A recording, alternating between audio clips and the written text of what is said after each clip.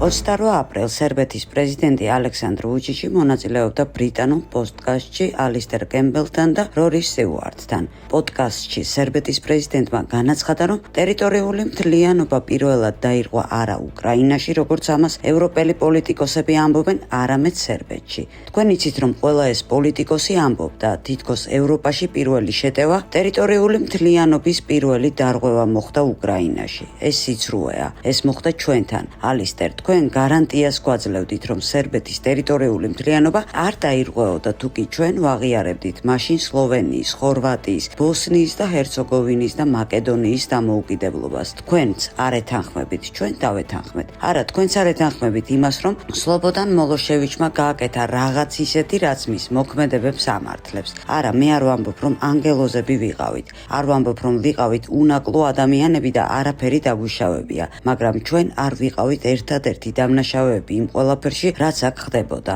და მე მეშინია იმაზე ლაპარაკის, რომ საერთაშორისო საჯარო სამართალი დაცული იყო, განაცხადა ვუჩიჩმა.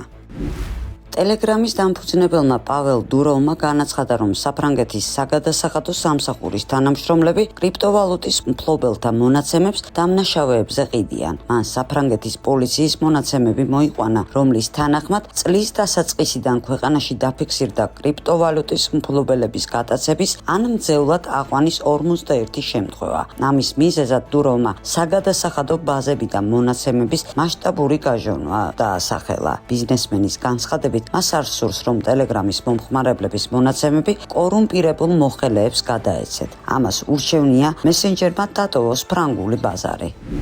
ტოქსიკური ადამიანების მთავარი მახასიათებლები ასეთია. ისინი პროფესიონალი მომჩივნები არიან. ყოველთვის ეძებენ დამნაშავეებს. ყველას იშურთ. ისინი არაფერს ქმნიან პირიქით, ბრაზით ანგრევენ ყველაფერს. ისინი ქურდები არიან, მუდმივად პარავენ ყველას დროს, ენერგიას და იდეებს. მათ არასოდეს უნდათ საკუთარი პრობლემების დამოუკიდებლად გადაწყვეტა. ყოველთვის ეძებენ ადამიანებს, რომლებიც მათზე იზრუნებენ.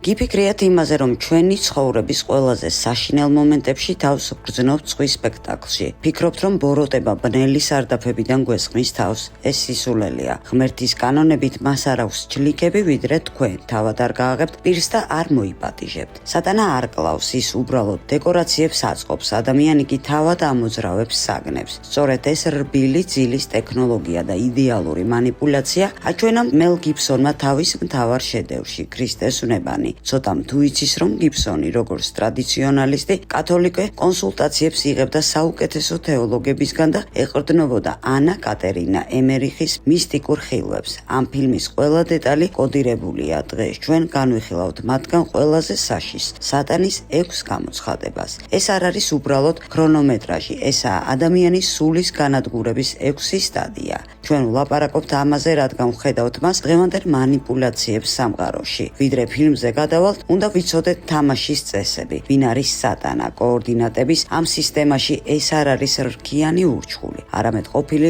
ლუციფერია. შექმნის მომენტში ყველაზე ლამაზი, ყველაზე საყვარელი და აბსოლუტური ცოდნით შემკული ანგელოზი. მისი დაცემა ესაა უმაღლესი ქედმაღლობის აქტი. მან ღმერთთან გათანაბრება მოინდომა და ანგელოზების 1/3 გაჰყვა მას. მას შემდეგ ისინი არიან დემონები. მათ არ აქვთ მონანიების უფლება, რადგან არჩევანი შეგნებულად და საბოლოოდ გააკეთეს. მათი ერთადერთი მიზანია დაუმტკიცონ ღმერთს, რომ მისი ქმნილება ადამიანი ესაა შეცდომა. ქრისტიანულ სიმბოლიკაში ციფრი 7 ესაა სისრულე, სამყაროს შექმნის 7 დღე. 7 ესაა ღმერთი, 6 ესაა ადამიანის ციფრი, რომელიც ღმერთმა შექმნა მე-6 დღეს. მაგრამ ღმერთის გარეშე ის ხდება არასრულყოფილი ციფრი. 3, 6-იანი ესაა საკუთარი ანტისამების შექმნის მცდელობა. ფილმში სატანა ჩნდება ზუსტად 6-ჯერ. ის ახდენს ღმერთის იმიტაციას, ცდილობს ტანჯვის საკუთარი იერარქიის აწყობას, მაგრამ ყოველთვის ფერხდება ტრიუმფთან ერთი ნაბიჯით. ამ 6 გამოცხადებიდან თითოეული ესაა ბოროტების ზღვარი. ეჭვი. პირველი გამოცხადება გესტიმანიის ბაღშია. ხდება ლოგიკით შეტევა. პირველი შეხვედრის ადგილი, სადაც შიში ხდება ხელშესაღები. სატანა აქ უსქესო ფიგურაა. ის არ ყვირის, ის ლოგიკით მუშაობს. ის ქრისტეს ყველა ადამიანის ცოდვებს აჩვენებს და ჩასჩურჩულებს მას. ნუ თუ გჯერა, რომ ერთ ადამიანს ამის ტარება შეუძლია. ისინი არ ღირან ამად. შეხედე მათ, ისინი 1 საათში გაყიდიან. არიან. ესაა ყველაზე საშინელი ხაფანგი, ბოროტება,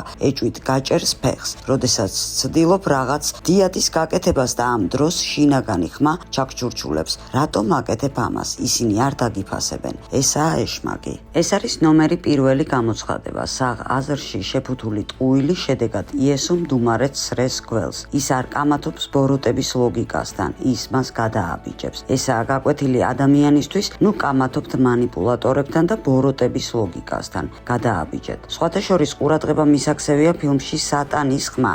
არაფერს გაგაგონებთ. ესაა ნივთიერებაზე დამოკიდებული სიამოვნებისგან გამოფიტული სულის ადამიანი. მეორე მოვლენა, საზოგადოებრივი აზრი. პირველი ღვთაების ეზო და ხალხის ბრბო სიცბიერე. როდესაც იესო ბადრაკს მიყავს, ხალხის მასაში გაიელვებს სატანა. ის არ ერევა არაფერში, უბრალოდ აკვირდება პროცესს. აქ ბოროტება რეჟისორის როლს ასრულებს, რომელიც ტკბება საკუთარი ნამუშევრით. ის ხედავს, რომ ადამიანები, რომლებიც გუშინ ოსანას გაჰყვიროდნენ, დღეს სისხლს ითხოვენ. ესაა ბრბოს მართვის ტრიუმფი. ძალიან მარტივიათ მათი მომხრობა, თუ არ აქვთ მტკიცე შინაგანი იდეური საყრდენი და მხოლოდ მატერიალური სიკეთეები უნდათ. ესაა ბრაზის საშუალებით მასობრივი ცნობიერების მართვის ქრესტომატიული მაგალითი. სატანა აქ იდეალური პოლიტექნოლოგია. ზუსტად ასე მართავენ თქვენს ყურადღებას მედია საშუალებების სათაურებით და სოციალური ქსელებით. სასოწარკვეთა მესამე და მეოთხე გამოცხადება. იუდას ყულფი და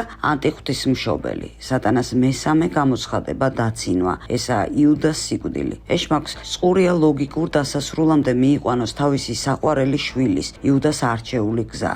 ის აქ იღებს დემონების საშინელი ბავშვების იერს. რატომ ბავშვების? იმიტომ რომ ის, ვინც უღალატა სიყვარულს, ყველაზე სუფთა ქმნილებაც კი გადაიქცევა სიმახინჯეთ. ბოროტება ჯერ შეგაცდენს, რომ ცოდვა ჩაიდინო, ხოლო შემდეგ, როდესაც მას ჩაიდენ, ის პირველი მოდის, შენთან და გეუბნება. მონანიება არ იქნება, ზედმეტად ბინძური ხარ. გამოსავალი ერთია, ყულფში თავის გაყოფა.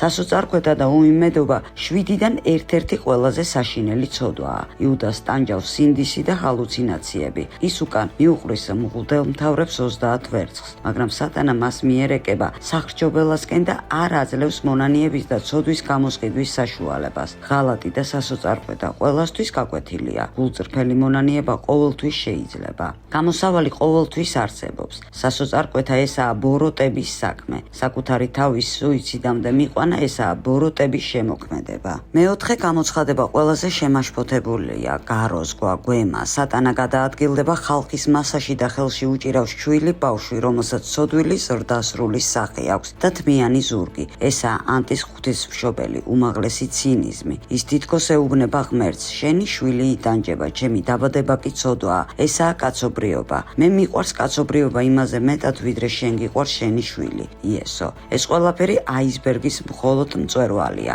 მეხუთე და მეექვსე გამოცხადება კონტროლი გოლგოთამდე, მიცილება და მარცხი. მეხუთე მოვლენა გზა ჯვარცმისკენ. სატანა ნელა მოძრაობს ქრისტეს პარალელურად. მათი მზერა ერთმანეთს ხვდება. ესაა ხალხის მასის ტოტალური კონტროლის მომენტი, რომელმაც იგრძნო ძალა და ახლა სატანის საქმეს ბოლომდე უნდა მიიყვანოს.